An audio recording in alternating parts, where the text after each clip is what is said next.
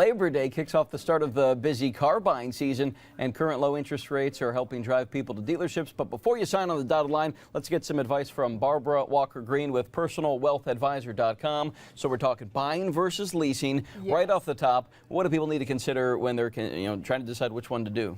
Well, I can tell you leasing in the first 3 months of this year has exceeded leasing rates in over the last 7 years. It's the highest rate because people are buying based on their budgets. So it's a personal decision though, and I have a link on my website, PersonalWealthAdvisor.com, that can help you to calculate whether you should buy or lease.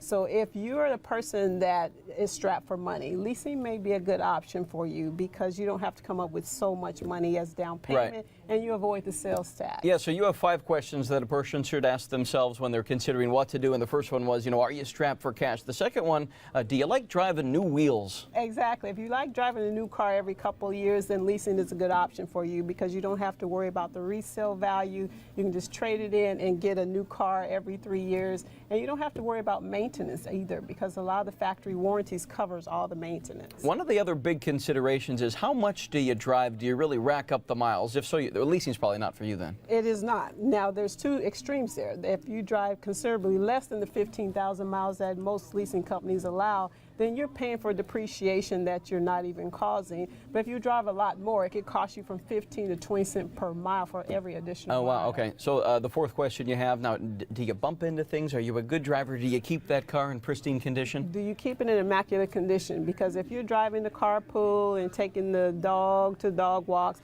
and you damage the interior, the leasing company will charge you for those damages. And finally, do you use your car for business? That's an important question you got to ask. Exactly. If you're using it for business, and you should check with your accountant or your tax preparer, but there are some tax breaks that come along with leasing a vehicle. When it comes to getting the final price, whether it's buying a new car or leasing, there's a lot of wiggle room, at least when you're buying, for negotiating. Is it the same when it comes to leasing? Can you negotiate a lower price? Absolutely. You should always negotiate that price because there is definitely room there, and the dealers want to get those cars out the door, so definitely room for negotiation. Everything in life is negotiable, right? Everything is negotiable. Yes, Take it from the financial expert. Yes. Also, I found this very interesting when it comes to what color your car is. That actually affects the price, right? Absolutely does. For example, if you're buying a BMW or Mercedes, if you buy other than white or black, it can cost you extra money. Why? Well, because colors cost you more. They charge more, up to $300 up for additional colors other than white or black. Oh, and if you want that special speckled paint that glows just right and makes you look really cool. That beautiful pearl black, it will cost you a little bit extra. Okay, good stuff. Barbara Walker-Green, Right. we appreciate you taking the time. Thank you. All right.